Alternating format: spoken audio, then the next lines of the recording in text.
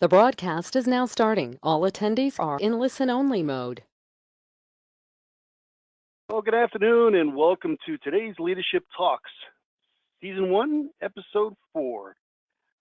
Today, this is a 20-minute Q&A we do every Thursday at 12:30 Eastern Time with an industry leader. And today's leader is Merlin Guilbeau, the Executive Director and CEO of the Electronic Security Association, otherwise known as ESA. So welcome, Merlin. Thank you, Tim. It's a pleasure to be here with you. So as you know, the program is called Leadership Talks, and my first question in each of these sessions is, what is your personal leadership style?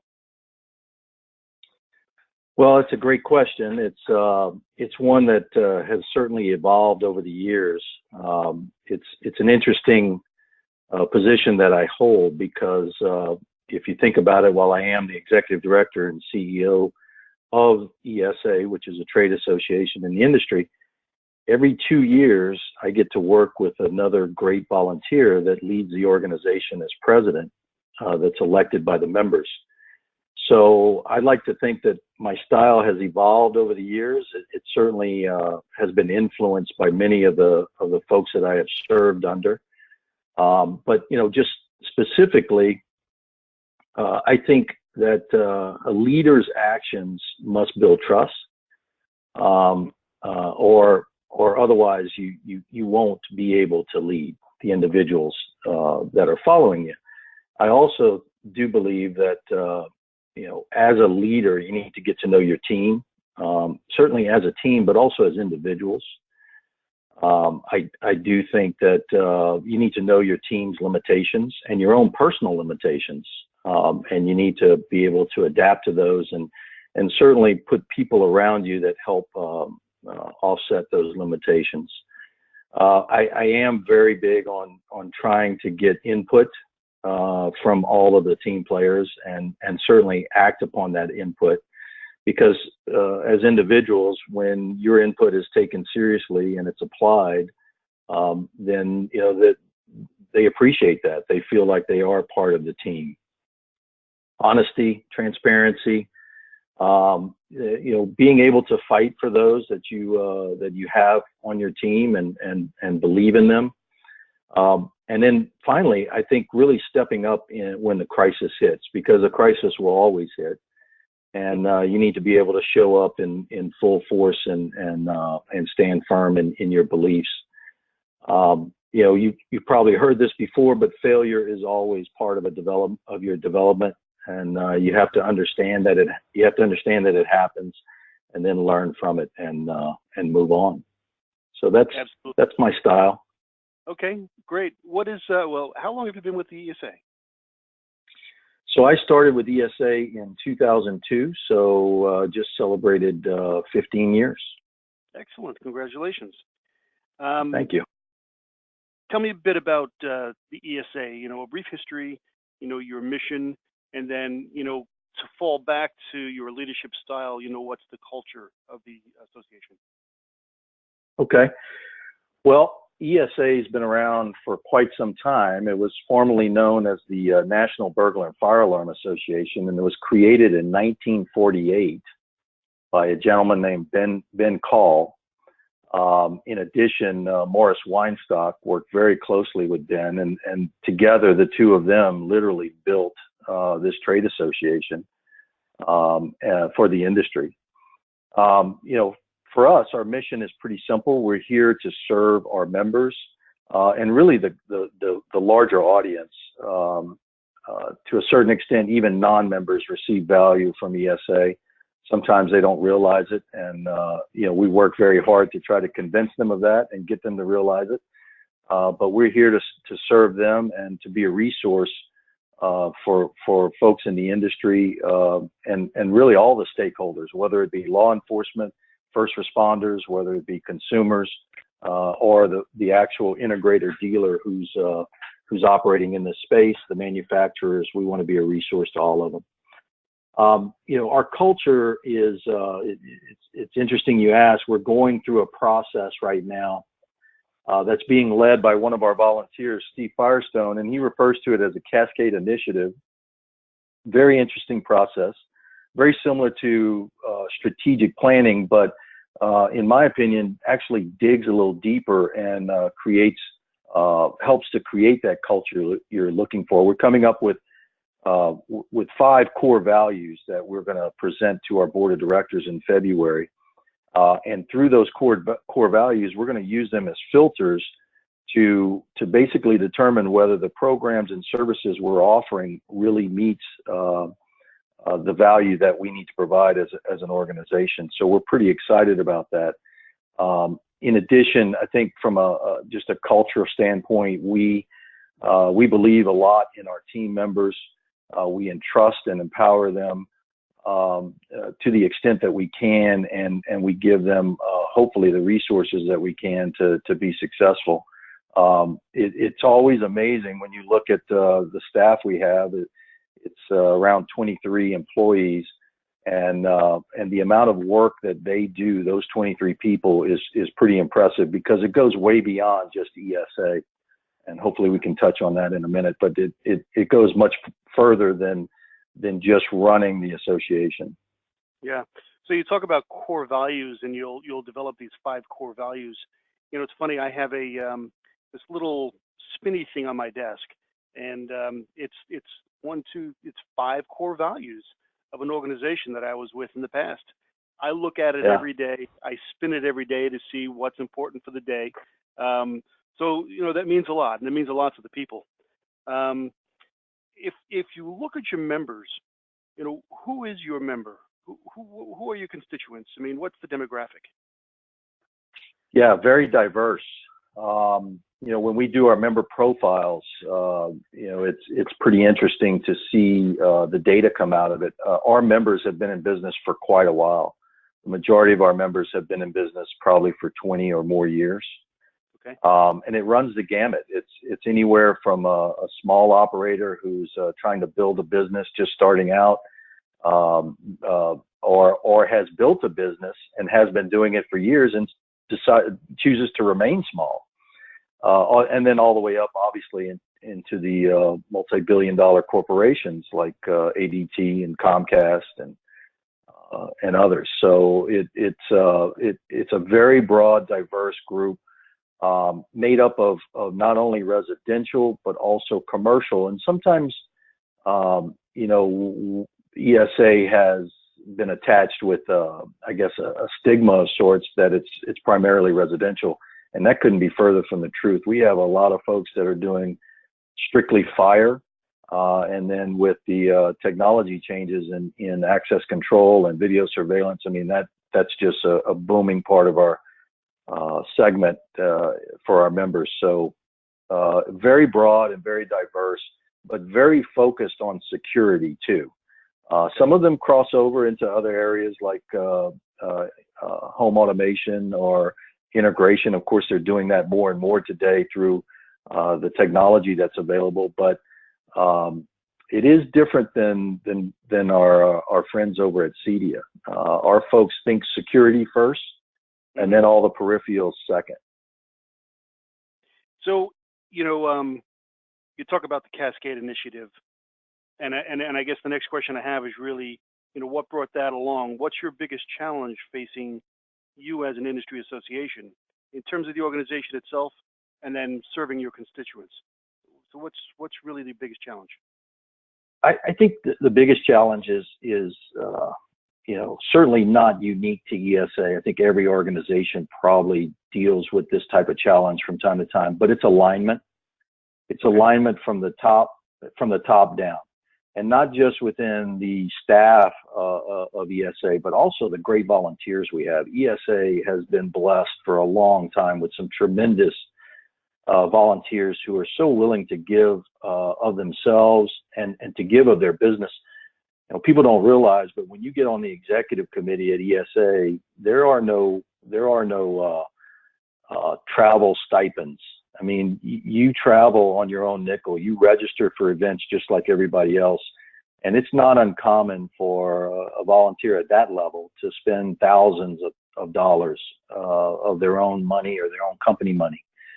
So alignment is very important, both at the staff level, but the volunteer level. And then what's really important and is a challenge is aligning our chapters with the core values of ESA and the organization. That's what I'm most excited about this Cascade initiative, because once we get through the first phase, that next phase is going to be to take it to our chapters and get their buy-in and alignment as well.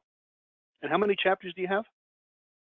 So we currently operate about 30 chapters throughout the United States. We do have one in Puerto Rico, and certainly want to give a shout out to those folks who are struggling down there. We've been in touch with some of the leaders there, and they're certainly on their way to rebuilding. But it's been a huge struggle, as it has been in Florida and down in Texas as well. So, you know, you used the word earlier, diversity or diverse. Talk about, you know, I know the ESA, right? And I reviewed the website, and it seems that you're pretty diverse. Talk about how diverse it really is. You know, and I guess I'm thinking of, you know, the services and products that you have available to members and others. Yeah. So yeah, internally within ESA, we're very diverse, but and I'll touch on some of that. But before I do, I don't think people really realize that externally how diverse ESA is. We have some form of ownership in 4 different subsidiaries outside of ESA that are all part of the ESA umbrella. Some of them are, for example, we have the Foundation ERIF, which does research on behalf of the industry. It holds a golf tournament every year in Las Vegas the day before ISC West, and that money is used to put back into the industry to work on research projects. And if you go to AIREF.org, you can see all the research they've done over the last 10 or 12 years.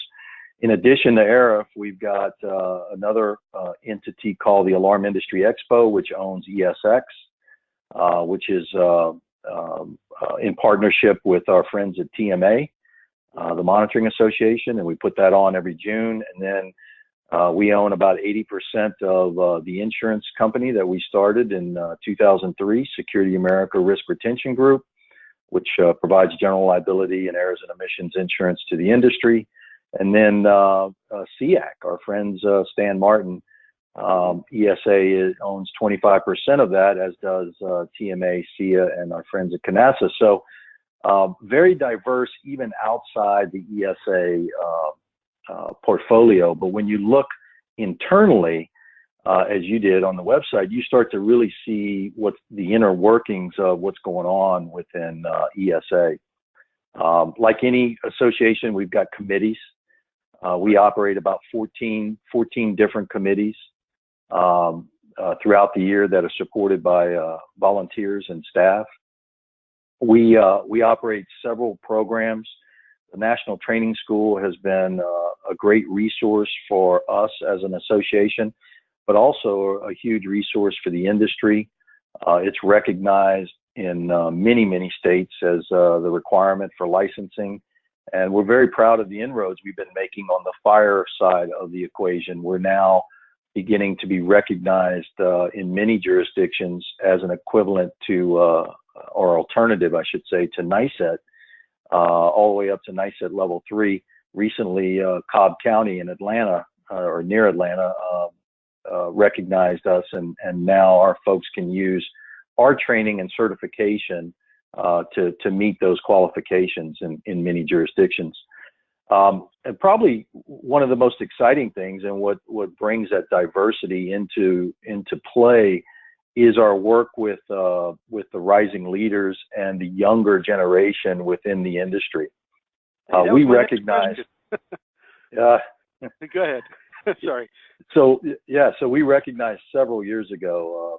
Gosh, it's probably been 6 years now that when we started out as the young security professionals and recently kind of morphed into the rising leaders, to actually incorporate a broader audience than just young people coming into the industry, but really try to target anyone who wants to become a leader in this industry and who wants to learn how to lead. They actually just wrapped up, the Rising Leaders just wrapped up their forum in Myrtle Beach, had a great event led by a group of former special force, special ops guys, Green Berets, really took them outside the classroom and integrated them into outdoor events and facilitated a lot of different leadership training and team building exercises that not only the younger generation enjoyed, but I understand even the mentors of that group got a lot of value out of it. So we're very proud of that program, the effort it's made, such a huge benefit to try to elevate those younger folks within the industry or those wanting to be our future leaders. We've got to pay a lot of attention to that, and that's our goal with this program. Excellent. Is there anything you guys are doing outside of the industry to draw people into it?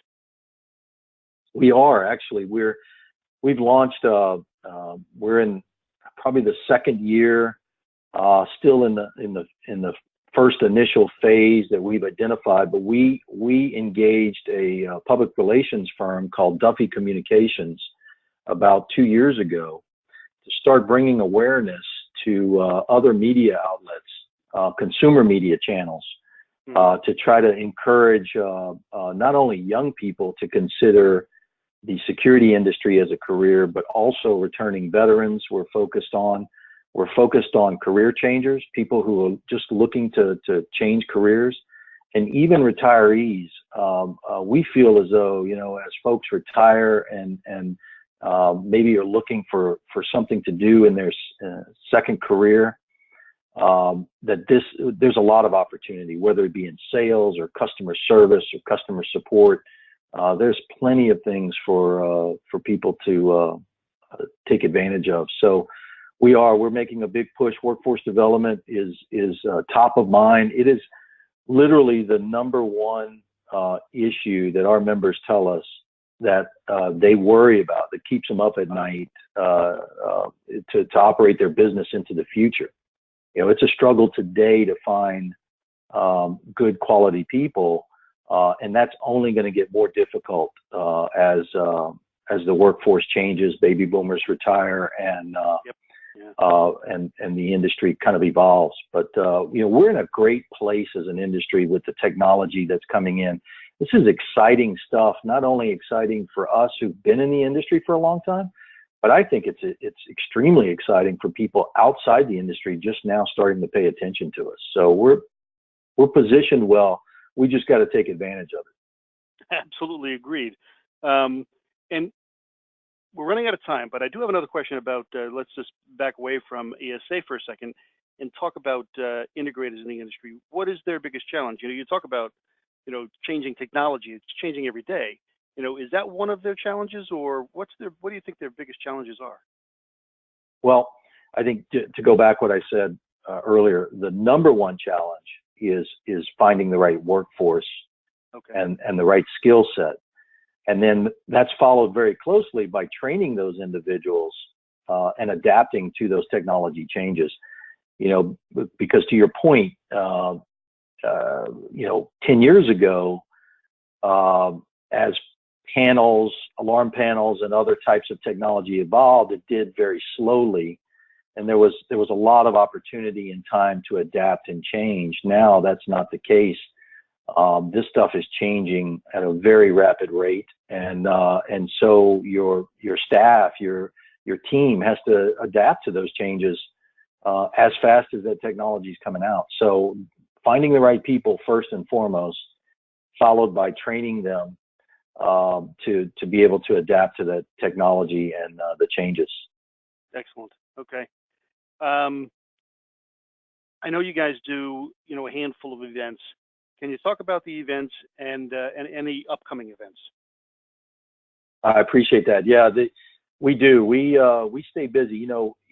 Even though things are changing in the association world, in our opinion, events are still the number one opportunity for you as an integrator to interact with your peers from across the country.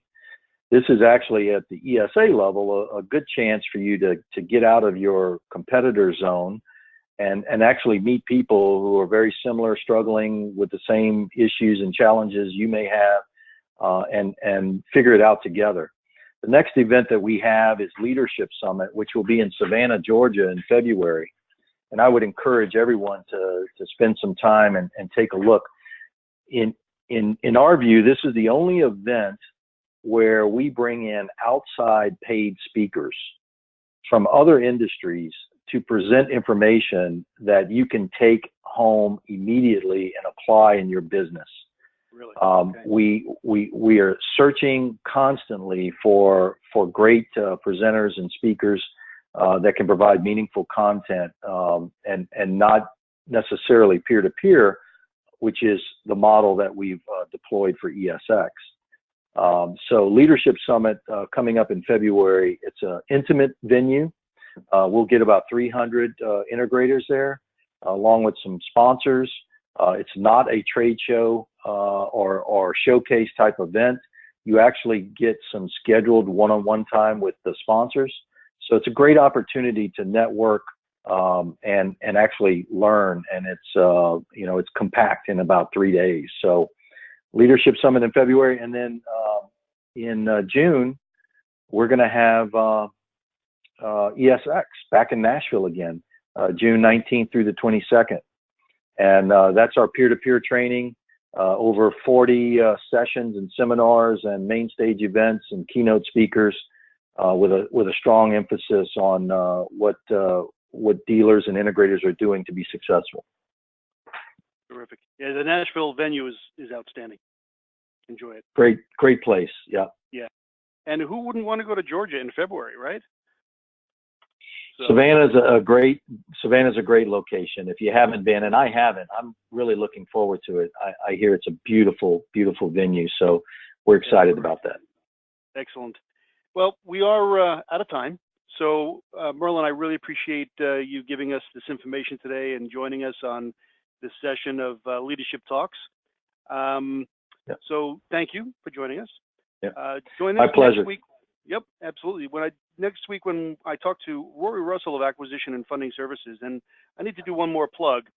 If you have any interest in cloud-based solutions, you must attend Cloud Plus, November 28th, 29th in Austin, Texas. Visit ssncloudplus.com for details. And thanks everybody for joining us, and we'll see you next week. Bye-bye.